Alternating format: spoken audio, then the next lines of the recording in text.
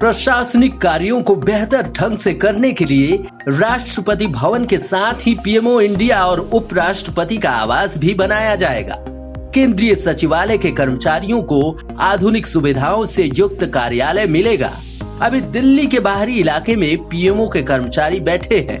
केंद्र सरकार सभी कार्यालयों के लिए हर साल करीब 1000 करोड़ रुपए का किराया खर्च करती है। नई योजना के तहत केंद्र सरकार के सभी कार्यालय एक साथ आएंगे और देश का हर साल करीब 1000 करोड़ रुपए का किराया भी बचाया जा सकता है, जिससे 20 सालों में पूरे सेंट्रल विस्टा प्रोजेक्ट का खर्च निकल आएगा।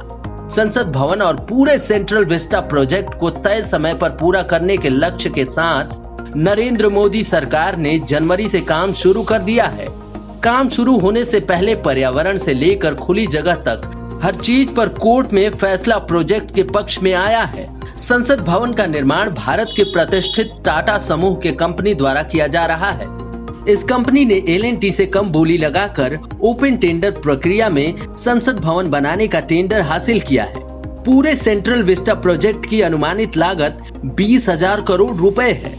संसद का संयुक्त सत्र आयोजित होने पर लोकसभा और राज्यसभा खचाखच भरे रहते हैं, जिससे सदस्यों को प्लास्टिक की कुर्सियों पर बैठने के लिए मजबूर होना पड़ता है। उद्योग भवन, साउथ ब्लॉक, नॉर्थ ब्लॉक, कृषि भवन, रेल भवन और परिवहन भवन में 4 कर्मचारी के काम करने जितने जगह में 8 से 10 कर्मचारी को काम करना पड़ता है। इन कार्यालयों में आधुनिक सुविधाओं का भी अभाव है। इसके साथ ही भव्य दिखने वाला संसद भवन अपनी आयु से करीब 25-30 वर्ष ज्यादा ही जी चुका है। अगले 5 साल के बाद होने वाले परिसीमन और उसकी वजह से सांसदों की बढ़ने वाली संख्या को बिठाने के लिए स्थान की बात फिलहाल भूली भी जाए तो भी ये भवन भार ढोने के लिए तैयार नहीं है।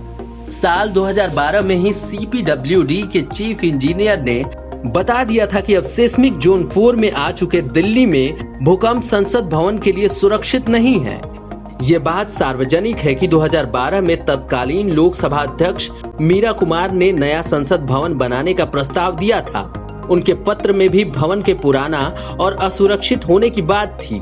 साथ ही भविष्य में सांसदों की बढ़ने वाली संख्या के मद्देनजर पर्याप्त जगह की जरूरत बताई गई थी।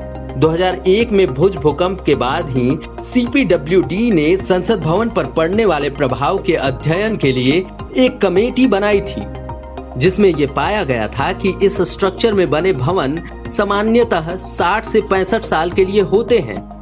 जाहिर है कि 1927 में बना संसद भवन अपनी सामान्य उम्र से करीब 30 साल ज्यादा लोगों के भार ढो चुका है। नई जरूरतों के अनुसार संसद के अंदर कई बदलाव किए गए हैं। AC आदि की व्यवस्था की गई है। इसके कारण ढांचा और भी कमजोर हो चुका है। चीफ इंजीनियर की रिपोर्ट में ही दूसरे देशों और खासकर ऑस्ट्रेलिया का उदाहरण देते हुए कहा गया है कि वहां भी संसद भवन 1927 में बना था, लेकिन 60 साल के बाद नया भवन बनाया गया था। संसद परिसर में निर्माण कार्य को लंबे अरसे से देखने वालों की मानी जाए तो मीरा कुमार के वक्त कोई डिजाइन तैयार नहीं हो पाया था और इसलिए उसके निर्माण में होने वाले खर्च का ठोस अनुमान भी नहीं हो पाया। लेकिन उसके 12 साल पहले बनी लाइब्रेरी बिल्डिंग को भी आधार माना जाए तो भी नया संसद भवन तुलनात्मक रूप से कम कीमत में तैयार होगा।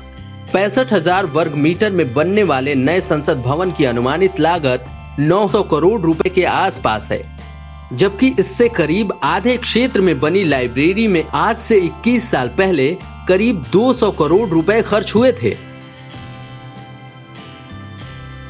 Bureau report, up to date Bharat.